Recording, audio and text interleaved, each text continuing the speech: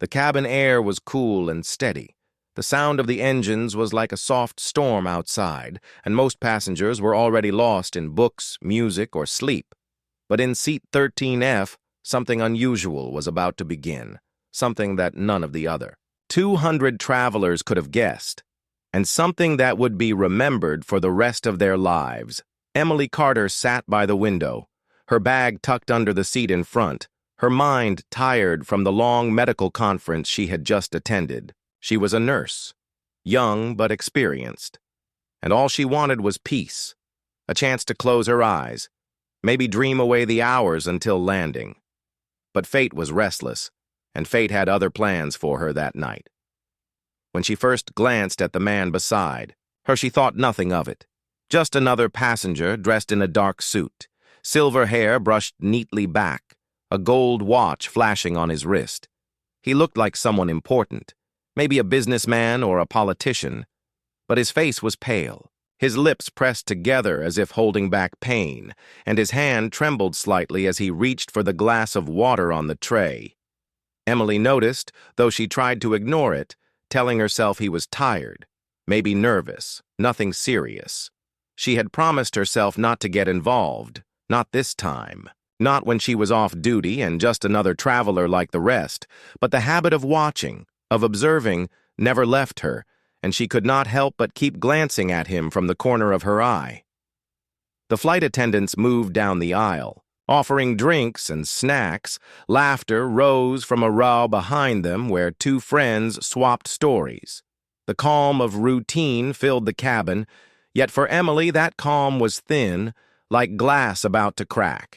For every minute she watched the man in the suit grow a little weaker, his breathing a little heavier, his hand gripping the armrest harder, and his eyes blinking slower as though the world around him was slipping away.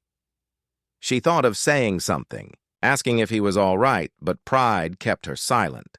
Maybe he would be insulted, maybe he would wave her off, and she hated the idea of embarrassing herself.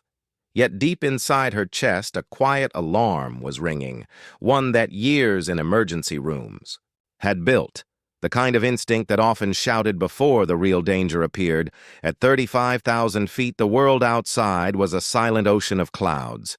Endless and far, no hospital waiting, no doctor on call, only this flying machine carrying souls across the sky, and in 13F the line between life and death was slowly drawing closer. The man coughed, short and sharp, almost like a warning. His hand trembled again, and the glass of water spilled across the tray, droplets running toward Emily. She turned sharply, and now their eyes met. His gaze was cloudy, his mouth trying to form words but failing. And in that second, she knew this was no simple fatigue, no nervous flyer. This was something serious, and it was happening right now. Emily leaned forward, whispering urgently, "Are you all right? Do you need help?" But he only shook his head weakly, his breath uneven, his face twisting slightly as though one side refused to move. And that was when her heart dropped. That was when her training screamed, the word she dreaded most: stroke. Around them, passengers still chatted, still sipped their drinks, still scrolled through glowing screens, unaware that a battle for life had just begun in their midst, unaware that the man in the suit, the one they had barely noticed, was in the grip of a silent killer that moved faster than any flight could. Emily's pulse raced, her fingers tightening. Against her seatbelt, she was only a nurse. She was only a passenger tonight. But could she really sit back? Could she really close her eyes and pretend she had seen nothing? Her conscience shouted no, louder than the engines outside, louder than her own doubts. And she knew in that instant that whether she wanted it or not, she was the only hope this stranger had. The cabin light dimmed slightly as the crew prepared for the overnight cruise. The sound of trays clicking shut echoed like tiny bells, and still the man in the suit sank lower in his seat, his head tilting, his breath a broken rhythm. Emily reached for the call button, her hand trembling now, but her eyes locked on him, refusing to look away. In the seconds before the flight attendants arrived, she felt the weight of everything pressing down, the knowledge that at this height, no hospital was near, that every action she took or failed to take might decide the future. Of the man beside her, that the calm of the cabin was about to shatter, and that seat 13F was no longer just an ordinary place on a crowded plane. And then it happened. His body jerked, his lips parted in a soundless cry, his arm sliding from the armrest as if strength had abandoned it. The tray rattled, the spilled, water dripping to the floor, and Emily's instincts exploded into motion, her heart hammering with the truth that the man beside her was not just in danger, he was on the edge of death, and only she could pull him back. The aisle filled with hurried footsteps as a flight attendant rushed toward seat 13F, her eyes wide with concern. Passengers leaned out of their seats trying to see what was happening. Whispers rose and fell like waves. And yet Emily felt only the thundering of her own heartbeat as she kept her hand on the man's shoulder, her voice low but steady, telling him to hold on, telling him to stay with her. The attendant bent close, asking sharply what was wrong, and Emily answered without hesitation, "Stroke. I am a nurse. I need space." Quickly, and the authority in her tone made the attendant obey without question. She called for help, and another crew member hurried forward, carrying the medical kit kept for emergencies, while the captain's voice came over the speaker announcing that a passenger was unwell and asking if there was a doctor on board. No doctor came forward, no one stood up, and Emily realized she was alone in this fight, alone but not powerless, because her training was her weapon, her mind a map of urgent steps, and her courage the bridge between this fragile man and the thin thread of life still holding him. The passengers murmured now with greater urgency, some pulling out phones to record, others clutching their armrests as though the drama unfolding. Near them made the entire plane unsafe, but Emily ignored them all. She focused only on the man before her, his skin pale, his lips turning the faint color of ash, his left side slack as if it no longer belonged to him, and his eyes glassy, pleading without words for someone to keep him alive. One of the attendants whispered his name, and Emily caught it, Richard Hale, and though the name meant nothing to her at that moment, she would later learn that every news channel in the world would flash it across their screens, that every headline would speak of the billionaire who nearly died at 35,000 feet. But here and now, he was not a billionaire. He was simply a man clinging to breath, clinging to a chance, and she was the only lifeline he had. Emily lowered him gently as far back as the seat allowed, speaking softly but firmly. "Stay with me. Keep your eyes open. Squeeze my hand if you hear me." And though his grip was weak, she felt the faintest twitch of his fingers, a signal that the man was still present, still fighting deep inside his fading body. The attendants cleared the area, moving passengers away, and someone gasped when they realized who Richard was, a figure of power and wealth. Yet none of that mattered here. None of his money could summon a hospital in the sky, none of his influence could stop the blood from seizing his brain. Only Emily's hands, Emily's decisions, Emily's stubborn refusal to let him die. These were the currency that mattered now. She tore open the small kit, frustration burning in her chest as she saw how little it contained.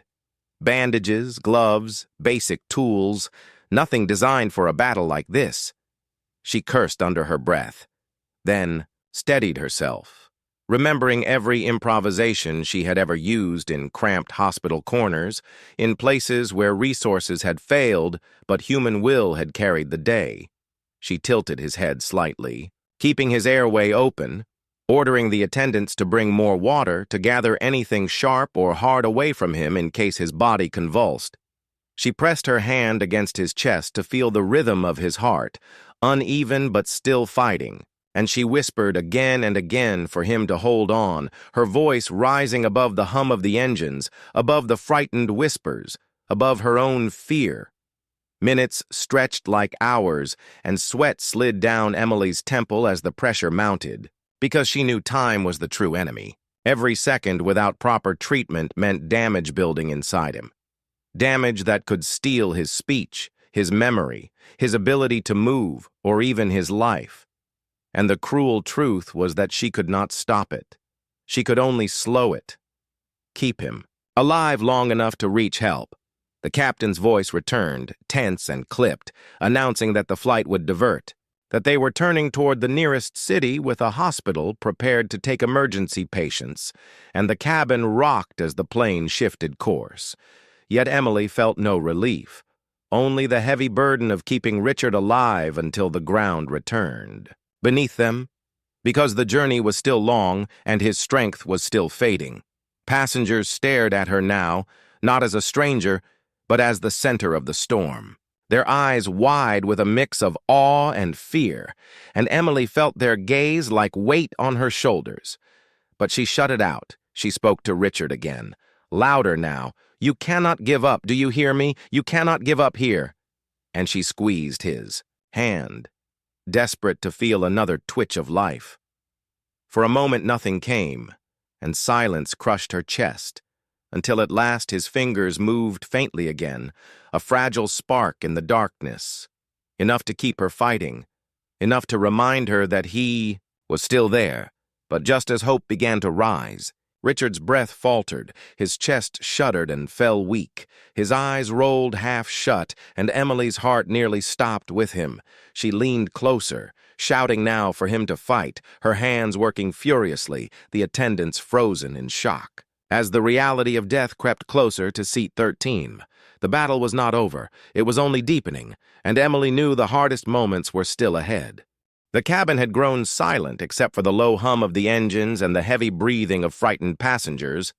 Every eye was fixed on seat 13F, where the battle between life and death raged without pause. Emily's hands moved quickly, her mind racing, her body tense. She had no machines, no hospital walls, no team of doctors at her side, but she had knowledge, she had courage, and she had no choice but to use both. Richard Hale's head lolled to one side, his lips sagging, his breath thin as paper, and Emily knew the signs were worsening. She pressed her ear near his mouth to feel the weak flow of air. She pressed her fingers to his neck to count the fragile beats, each one slower than the last, and she whispered fiercely for him to hold on, because she refused to let him slip, away so high above the earth. The flight attendants returned with the emergency kit, placing it in Emily's lap, but again the contents only deepened her frustration. Aspirin, gloves, small supplies that could not undo the clot racing through his brain. Still she grabbed what she could, ordering the attendants to crush the aspirin into water, urging Richard to swallow, coaxing him gently but firmly as though sheer will might force his body to obey. And when he managed to take a few weak sips, she felt a thread of hope, thin but real. Around her, the passengers stirred with unease. One woman cried softly into her hands. A man muttered that he had never seen anything like this. Another whispered that maybe the man was already gone, but Emily shut out their voices. She could not afford despair. She needed focus, because every second mattered, and she would not give up while even a flicker of life remained in him. The captain's voice broke through the tension, announcing that the plane was diverting to the nearest airport. Emergency crews would be waiting, but the landing was still, more than an hour away, and for Emily those words felt like a cruel weight, because an hour could mean everything. An hour could mean Richard living or dying, and she knew the only way through was to hold the line here in the sky.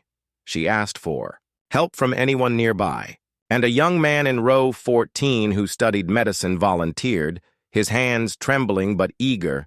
Emily gave him clear orders. Keep the man's head tilted, watch his breathing, do not let him slip into complete unconsciousness.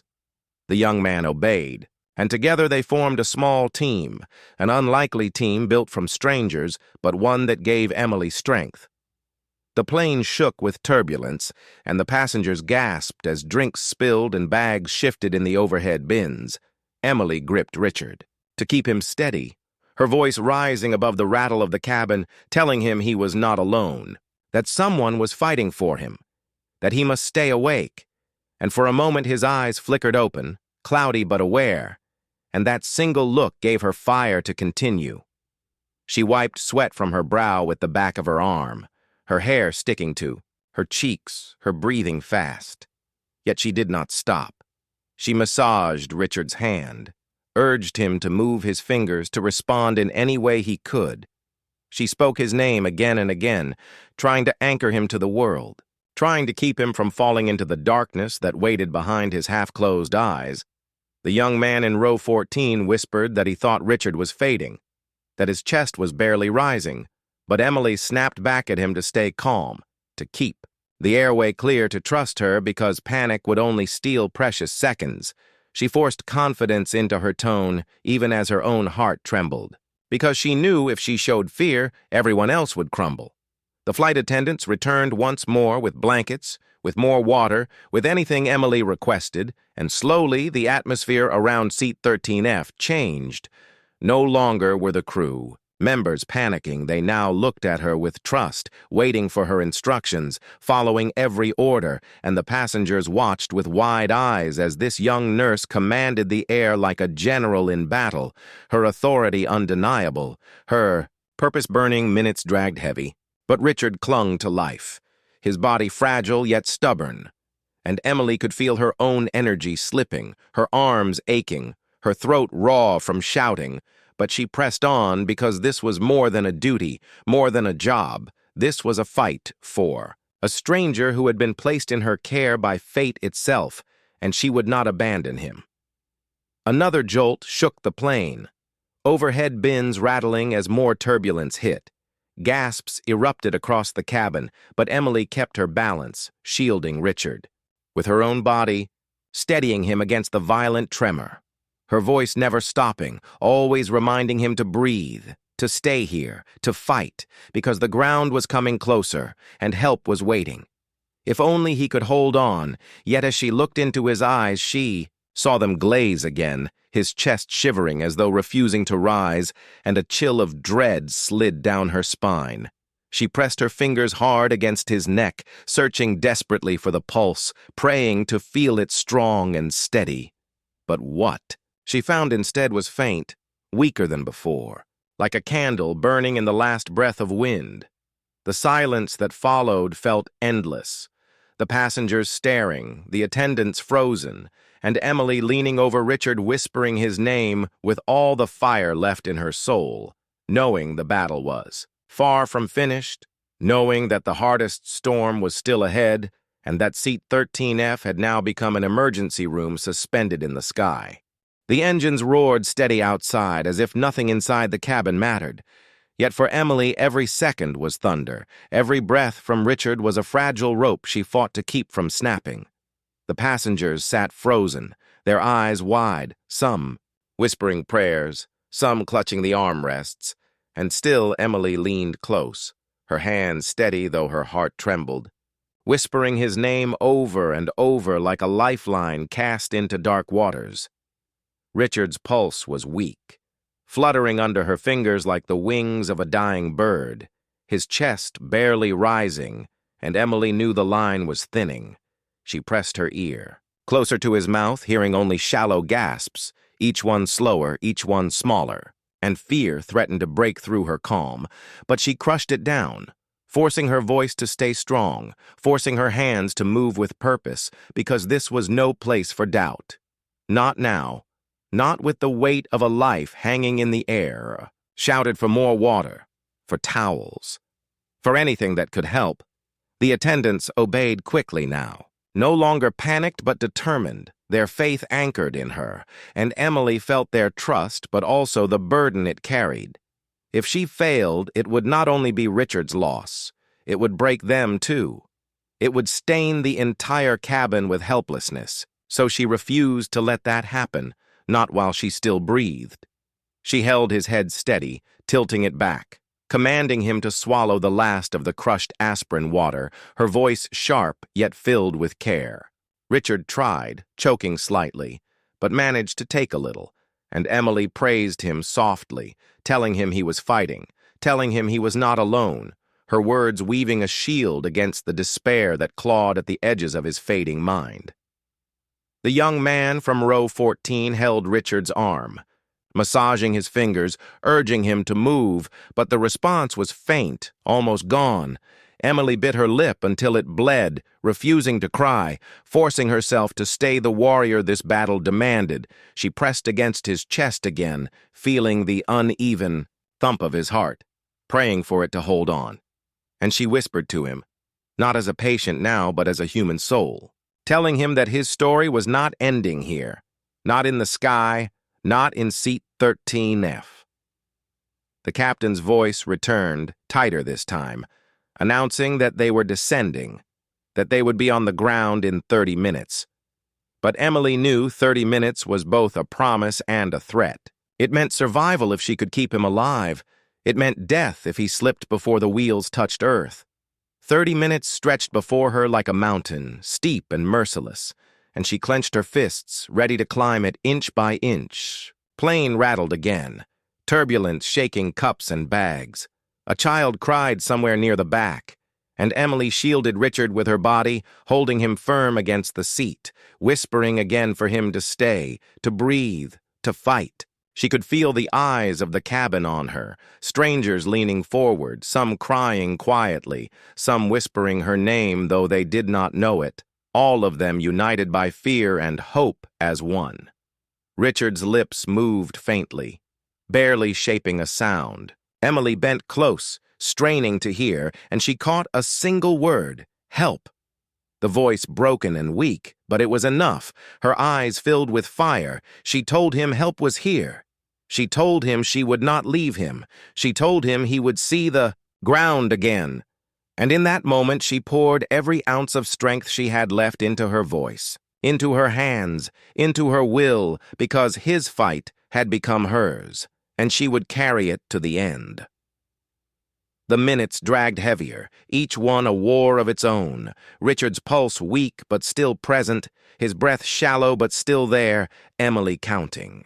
Each rise and fall like sacred beats, holding them together with sheer determination, the attendants bringing fresh towels, water, anything she asked.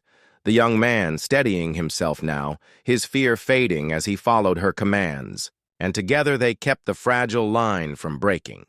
But then the cabin lights flickered as another pocket of turbulence struck, the plane dropping for a brief second, gasps and cries filling the air, and Richard's body jolted, his chest faltering. Again, Emily pressed down harder, calling his name sharply, ordering him not to give up, her voice echoing through the silence that followed, stronger than the engines, stronger than the fear. She leaned close, her forehead almost touching his, whispering fiercely that he was not done, that he had to fight for every breath, that the ground was waiting for him.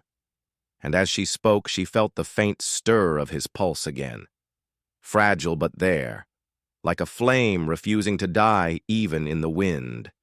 And hope surged through her once more. The attendants checked the aisle, announcing that the ambulance would be ready the moment they landed. But to Emily, those words were distant echoes. All that mattered was the next second, the next breath, the next beat. She had no room for future promises, only the present battle raging in her hands. And still she fought, minute after minute, breath after breath, refusing to let Richard slip, and though exhaustion gnawed at her, though fear whispered in her mind, she would not surrender, because the fight was not over, because the line between life and death was still trembling, and because Seat 13F was still alive with struggle and hope.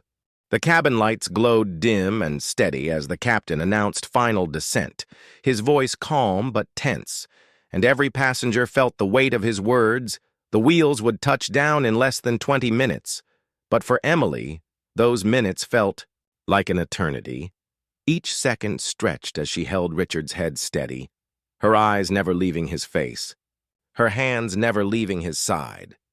Richard's breaths were faint but present, his pulse a fragile rhythm beneath her fingers, and Emily whispered fiercely to him again and again, telling him that the ground was close, that doctors were waiting, that he could not let go now, not after fighting so long. The young man from row 14 stayed beside her, holding Richard's arm, repeating her words like an echo, their voices weaving together as a net to hold the man between life and death. Passengers sat silent now. No more whispers, no more fear spilling across the rows, only silence filled with awe and prayer. They watched Emily as though she were a soldier carrying all of them through a war, her face damp with sweat, her eyes burning with determination, her body trembling with exhaustion yet never breaking, and the cabin seemed to breathe with her, every rise of Richard's chest drawing sighs of hope, every falter pulling gasps of fear. The plane shuddered as it broke through clouds, the windows glowing with city lights below, and the attendants prepared the aisle, clearing space, setting blankets, readying for the medics who would storm inside the moment the doors opened. Emily never looked away from Richard, her voice rising. Stronger now, shouting for him to stay, commanding him like a general commands soldiers. "You are not leaving now. You will see the ground again. Do you hear me?"